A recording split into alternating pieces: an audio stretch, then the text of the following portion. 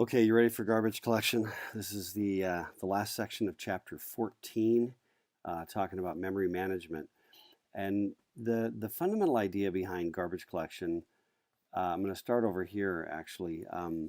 It's one of those things at this stage in your education, I don't know, to what extent this has been a struggle for you, depending upon what languages you're using, or if this is something you've heard a lot about. But the bottom line is there's really two, kind of primary classes of what we think of as memory leaks, okay? And they're kind of basically pointer errors. So this is Pascal, so we get some Pascal examples here. In this one, it's a dangling pointer, okay? So in other words, I've got this pointer, that's the Pascal syntax for a pointer to an integer. I do a new, that gives me a new one. I use it, that's the dereferencing, right? I put a value in there, I dispose of it. Then I turn around and I keep using it, right? So it's just any situation in which I dispose of it, but I shouldn't have yet because I'm going to continue to use it. Now what I'm doing is I'm incrementing um, what was that location, but which may have been by now reclaimed. And then what happens when you've got this kind of bug um, is having deallocated the space, but there's still memory there and you can still get there, it'll work. And this is the, kind of an example of self-breaking code. It seems like everything's great. And then one day, after running tests for a while, it stops working and fails or something really goofy happens because you just randomly incremented some random thing somewhere and who knows what that did, right? And maybe for a long time it doesn't have any, negative effect that you can see in your program. And then you you boot your machine and it comes up and everything's clean and fresh and everything works again. Well, if your machine works when you reboot, you may be dealing with some kind of memory errors, memory leaks of one form or another. But this is one example, the dangling pointer. The other one, the kind of the classic memory leak, is one where I do the new and then, as this just kind of shows, I never then dispose. I never get rid of it. So I allocate, but I never deallocate, etc. Right? And in languages like Pascal, like C, like C++, that don't have a kind of a native built-in garbage collection, you've got to deal with your own garbage, um, or it's just stuff's going to be hanging out there. And then what happens is you get a lot of goofy memories and a lot of production codes out there with memory leaks. And this is one of the reasons why you'll see if you've got like a little memory.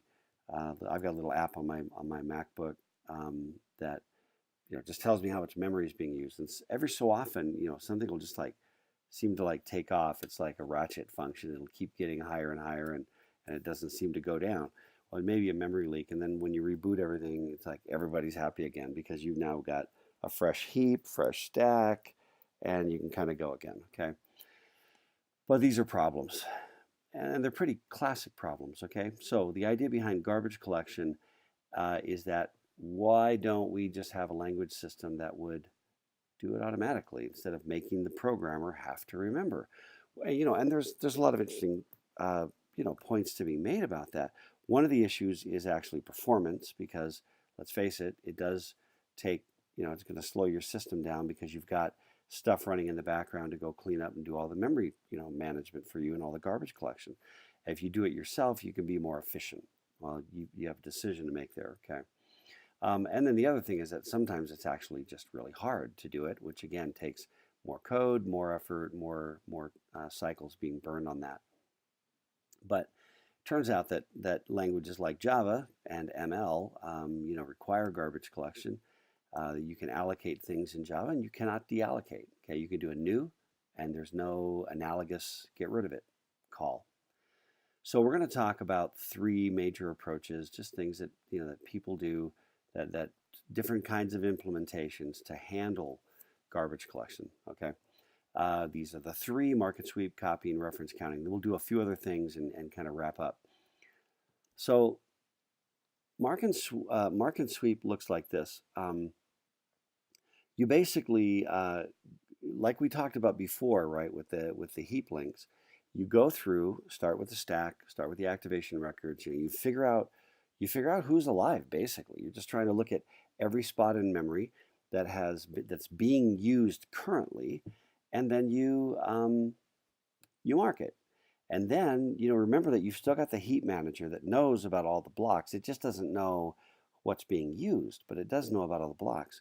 So you go through and you mark all the ones that are being used. The heap manager now can just walk through its list of blocks and go, used, not used, used, not used. And any of the ones that aren't marked, they just get pulled out of the linked list. And then, again, the heap manager has to deal with how do I, how do I kind of, reallocate that? How do I put it back? And there's all the other stuff we were talking about, right? But at least from a garbage collection perspective, I turn it over to the heap manager to deal with. Okay. That's it. Mark and sweep. Let me see. So, the inclusion errors are tolerated, right? Because blocks aren't moved. So if I happen to include something and mark it, but really I don't need it, it's not going to hurt anything. It's just going to sit there and it's going to be tolerated and I'm going to be okay. Okay.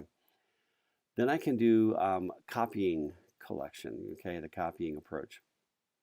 Basically what I do here is I divide memory in half and I only use one half at a time. And so I'm sort of like working through, one half of memory. And then as as I start to get close to running out, then what I do is I begin to systematically move all of that memory over to the other half. And as I do that, I sort of, compact. I kind of defrag as I go. Yeah. So that kind of makes some sense, right? And the third thing we're going to talk about is reference counting, okay? The idea here is that you keep a counter. Now, this turns out to be really heavy on the overhead. You keep a counter to all of the blocks, okay? And whenever a heap link is copied, you increment it. When the heap link is discarded, you decrement, okay? So you're basically just keeping track of how many links there are to a particular block. When nobody's linking to it, that goes to 0, and now that's garbage and you can free it. And so, the one advantage here, you don't use the current heap links, right? You keep your own sort of record of this thing. You don't have any links. You're just like, I only know, is anybody pointing to me at this point? Somebody is? Okay, I'm not garbage. Nobody is? All right, I'm garbage. That's it. Now, the one of the problems with reference counting is that it misses cycles. Okay, so here's an example where we've got this cycle, right, of links, right? You can see, up here, this guy has 2 pointing to him. One is the last block down here points to him, and from the activation record, he gets pointed to. So 2.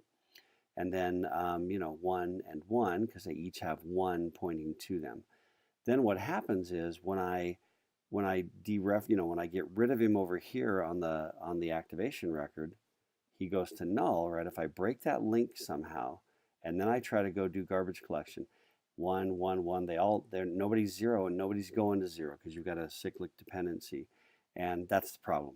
You don't have you can never get the reference counter to 0 when you've got cycles of garbage.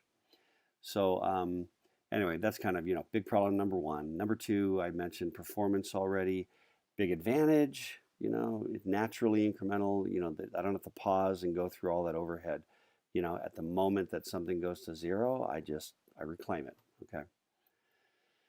And then we've got a bunch of other, kind of ways of doing this. We've got, generational collectors where we actually keep track of how long ago, right? The age of the block, stuff that's been recently allocated versus stuff that was allocated a long time ago. And, we do more garbage collection in the younger blocks, and I think that it just has to do with kind of how things get distributed. The idea is that if I've got a block of memory and I haven't touched it for a long time, I'm probably not going to touch it for a long time, right? And if I've got a block of memory that I just barely touched, I'm probably going to touch it again relatively soon. So that's the basic idea. You create, it's a way of trying to create partitioning to kind of treat different kinds of things unevenly, if that makes sense.